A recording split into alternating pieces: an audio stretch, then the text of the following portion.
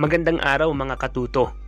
Ito na naman at nagbabalik ang inyong lingkod na katuro, Kuya Mike. Sa videong ito ay ating matututunan kung anong mga dapat gawin ng isang tao upang magmana ng kaharian mula sa Diyos. Ang kaharian ng Diyos ay hindi gaya ng mga kaharian at mansyon ng tao na makikita dito sa mundo. Ang kaharian ng Diyos ay di hamak na mas nakahihigit sa mga kaharian at mansyon na ating nakikita na ginagawa lamang ng tao. Kung ang mga kaharian dito sa lupa ay nawawasak at nasisira, ang kaharian naman ng Diyos ay hindi nasisira o nawawasak, sapagkat ang kaharian ng Diyos ay pangwalang hanggan. Nangangahulugan lamang na ito ay walang katapusan o eternal. Dapat lamang na ito ang maging tahanan ng Diyos dahil mismo ang Diyos ay isang walang hanggang Diyos. Ibig sabihin lamang nito na ang Diyos ay isang immortal na nilalang at namumuhay magpakailanman. Tinatamasa ng Diyos ang isang walang hanggang kaligayahan. Kaligayahang hindi na natin mahahanap ng buo mula dito sa mundo. Ang kaligayahan ng Diyos ay ganap o perpekto. Hindi siya maaaring makatikim ng kamatayan dahil walang kapangyarihan sa kanya ang kamatayan sapagkat alipin niya ito. Napasa sa ilalim sa kanya ang mga anghel dahil nakatataas siya sa mga ito. Siya ay nagagalak sa mga mabubuti at namumuhi sa mga masasama. Siya ang ating makalangit na Ama at tayo ang kanyang mga anak. Ang tawag sa katayuan ng Ama na namumuhay ng walang hanggan at may ganap na kagalakan ay kaligtasan.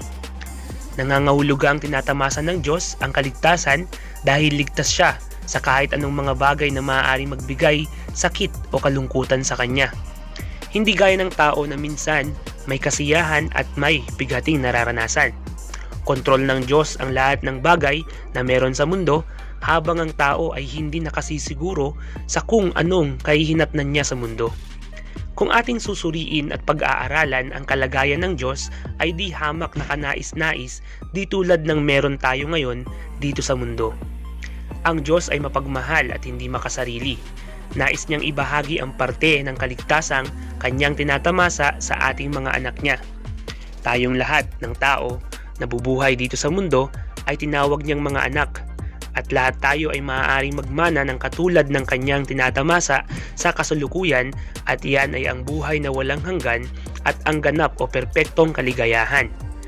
May ilang mga bagay na ginawa ang Diyos upang maisakatuparan niya ang kanyang plano upang tayo ay maligtas at ito nga ay ang pagpapadala niya sa ating nakatatandang kapatid na si Jesucristo upang tayo ay tabusin sa ating mga kasalanan.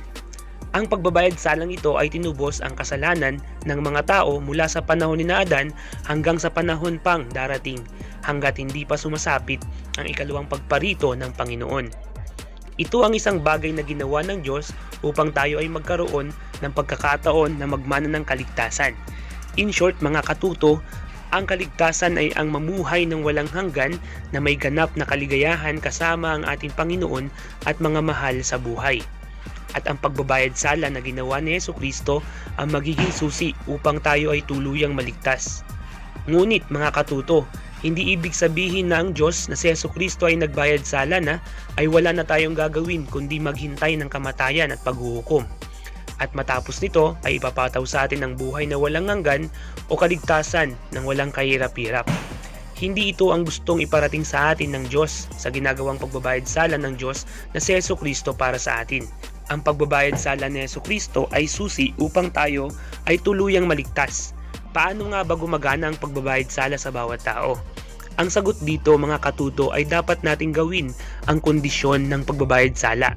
Dahil matapos ang pagbabayad sala, tayo ay inaasahan ng Diyos na gagawa para sa ating kaligtasan at hindi maghintay lamang sa wala. Naririto ang mga kondisyon na ibinigay ng Diyos sa mga tao upang sila ay maligtas. Dahil kung hindi nila ito gagawin ay tiyak na hindi sila magmamana ng kaharian ng Diyos o ng kaligtasan. Nang mamatay si Jesucristo at nabuhay makalipas ang 3 araw, paglaon ay nakipagkita siya sa kanyang mga nalalabing apostoles upang magbigay ng tagubilin na humayo at magbinyag sa pangalan ng Ama at ng Anak at ng Espiritu Santo. Matapos siyang makapagbigay ng tagubilin sa kanila ay pumaroon na siya sa kaharian ng kanyang Amang Diyos.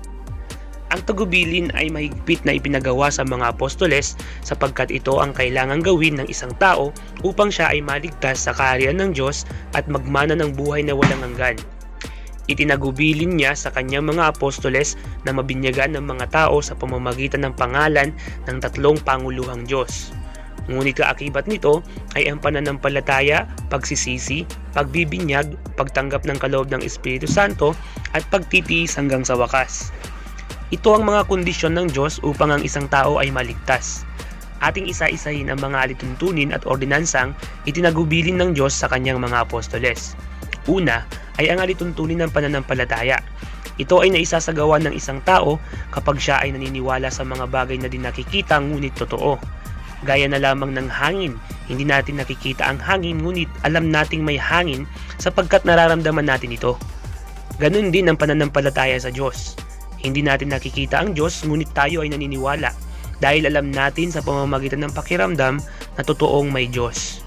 Pangalawa, ang alituntunin ng pagsisisi. Ang pagsisisi ay ang pagtalikod sa ating mga nagawang kasalanan. Lahat ng tao ay nagkakasala at walang perpekto kahit sino man.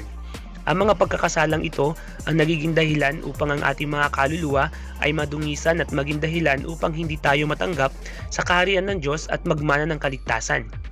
Sa pamamagitan ng taus-pusong pagsisisi ay maaari tayong malinisan sa ating mga kasalanan at maligtas sa kaharian ng Diyos. Pangatlo ay ang ordinansa ng binyag. Hindi magiging sapat ang pagsisisi kung walang binyag. Ang binyag pa rin ang maglilinis sa ating mga kasalanan matapos na tayo ay magsisi. Gaya ng ginawang halimbawa ni Jesucristo na nagpabinyag kay Juan Bautista. Si Jesus ay walang kasalanan pero siya ay nagpabinyag. Ano pat masigit tayong tao na dapat mabinyagan sapagkat tayo ay may pang-araw-araw na kasalanan sa ating inisip, sa ating mga sinasabi at mga ginagawa. Ang pagbibinyag ay isinasagawa sa pamamagitan ng paglubog at pag-ahon muli na sumisimbolo sa bagong pagkatao. Pang-apat ay ang pagtanggap ng kaloob ng Espiritu Santo.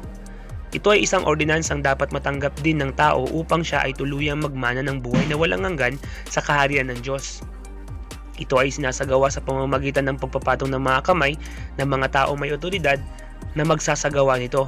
Sinabi sa 1:3-5, maliban na ang mga tao ay panganak sa tubig at sa espiritu, ay di niya makikita ang kaharian ng Diyos. Ang ipanganak sa tubig ay binyag, at ang ipanganak naman sa espiritu ay ang kaloob ng Espiritu Santo. Ang ordinansang ito ay ang nagpapabanal sa mga taong nakararanas nito. Ang panglima naman ay ang pagtitiis hanggang sa wakas. Ang alituntunin ito ay ang panghuling alituntunin sapagkat kinakailangan mong mamuhay ng naaayon sa kagustuhan ng Diyos kung talagang nais nating magmana ng kaharian ng Diyos. Ang isang taong nakikipagtipan sa Diyos ay handang mamatay para sa Diyos. Ibig sabihin ay hindi mo siya ipagpapalit sa kahit anong makamundong bagay o itatatwa dahil sa takot o ano paman. Ang taong nakipagtipan sa Diyos ay mamumuhay na ginagawa ang kalooban ng Diyos hanggang siya ay mawalan ng hininga sa mundong ito. At ito nga ang tinatawag na pagtitiis hanggang sa wakas. Yan nga ang mga dapat nating gawin upang tayo ay magmana ng kaharian ng Diyos at buhay na walang hanggan, mga katuto. Kung nagustuhan mo nga itong video ay baka pwede namang paki-like and share para mas marami pa ang maging aware sa bagay na ito. Hopefully ay natuto ang mga katuto natin saan man kayong lupalop ng mundo. At kung gusto mo nga ang mga ganitong klase ng content ay mag-subscribe ka na at pindutin ang notification bell para updated ka lagi sa mga bago nating uploads. Once again, ito ang inyong katuro para sa ating mga katuto, Kuya Mike. Peace!